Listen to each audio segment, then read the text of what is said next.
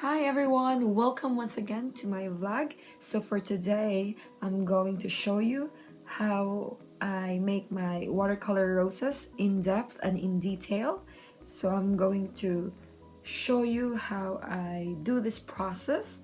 And here, I'm just using a mixture of red, and I always make sure when I start that the paint is thick, so that means there's more pigment and the consistency appears creamy. And in this case, I do this circular motion, so I would suggest that you should practice doing this circular motion.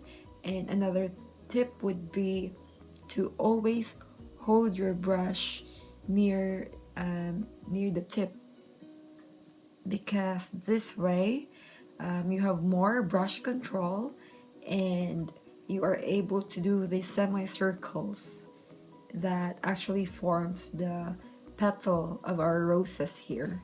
And after that, I just go ahead and clean our brush, and then with clean water, I just soften the edges. So making roses is more about the muscle memory and how you make those short circles in the beginning where it actually forms the center of the rose. And I would say that's the very important part of this painting, because without painting it in such a way and making it darker in the middle of the rose, it would be kind of difficult to make this painting appear as a rose. So that is my number one suggestion.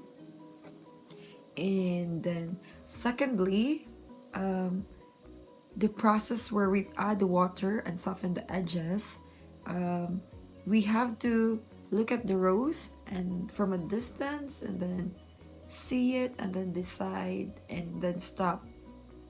And so I decided to stop just so that I could actually see another perspective, and then add our colors once again if we need to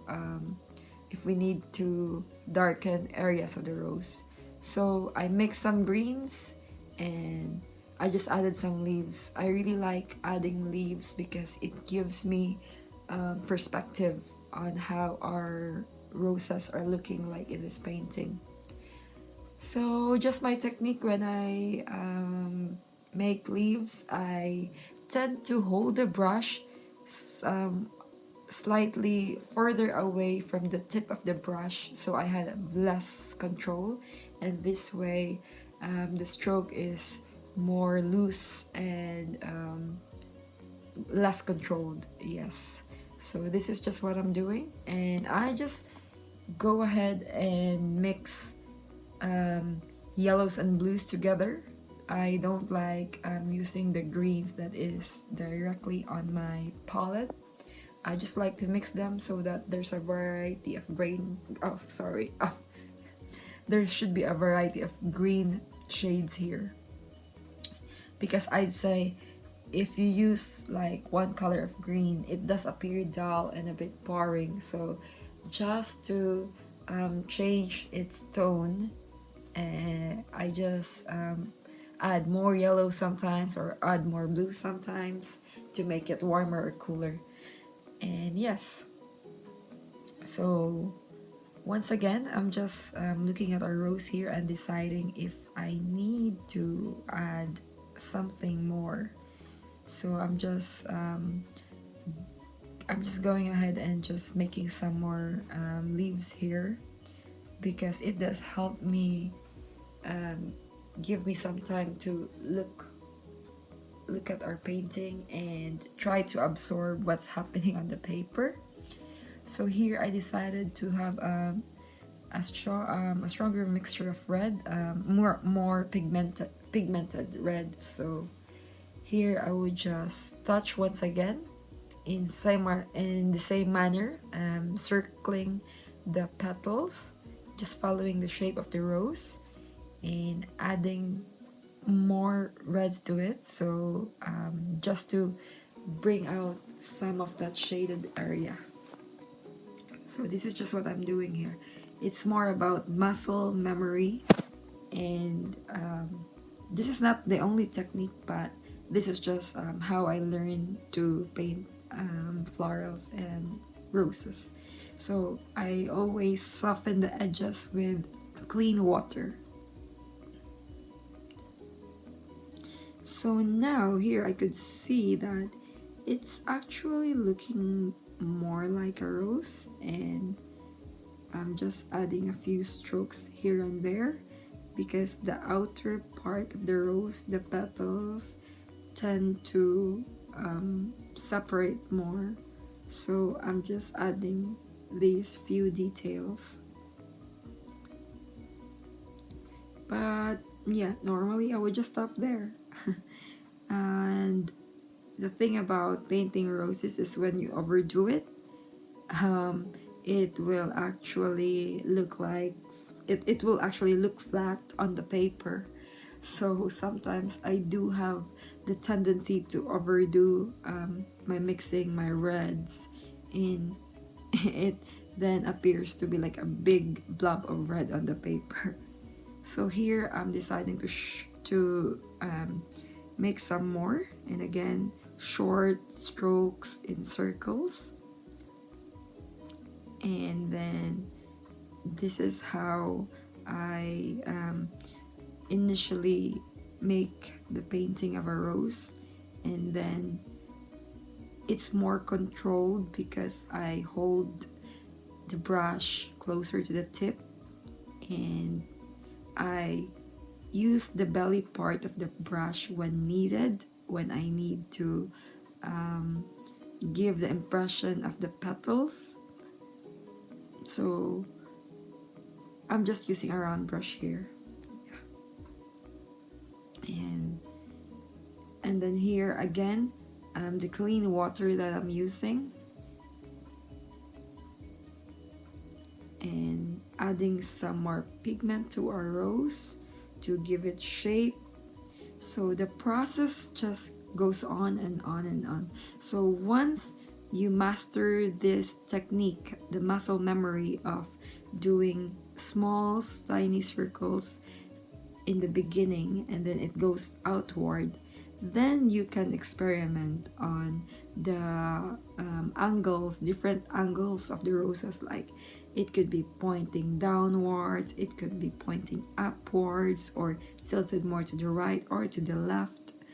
And yeah, so this is the beginning of that process. So I suggest you go ahead and try these very basic shapes, and the same process, you just repeat it again and again till you find your confidence in doing this. And later on, the more you practice, you would just be surprised on the improvement that you would see on the paper. And again, here you can see me adding yellows and blues. And sorry, that's orange, and I do add orange once in a while just to throw some warmth to these greens. So I'd also like to mention that in making florals, number one, I have to highlight that it's ideally we should use the rough textured paper. The one that I'm using here is called a caddy paper. So this is a caddy sketchbook I bought from our local art shop here, and this is, I really find it good for making florals. If you can see, whenever I make leaves, it's already, because since it's already textured, you could actually see that impression on the paper, and I really like that. It makes this kind of painting very effortless, and That is something that is kind of hard to achieve in a smooth paper, because imagine when you paint on a smooth paper, you don't get those texture. So that's one tip. And I would say paper is very important in watercolors. Depends on what kind of subject you want to paint. And for anything floral and organic, I suggest we use the rough textured paper like this caddy paper. And then secondly, I just want to say that this pigment, these watercolors I'm using are called Holbein watercolors from Japan, and these are artist grade, and they're really good and so easy to work with. But if you have a student grade watercolors, then it will actually also do.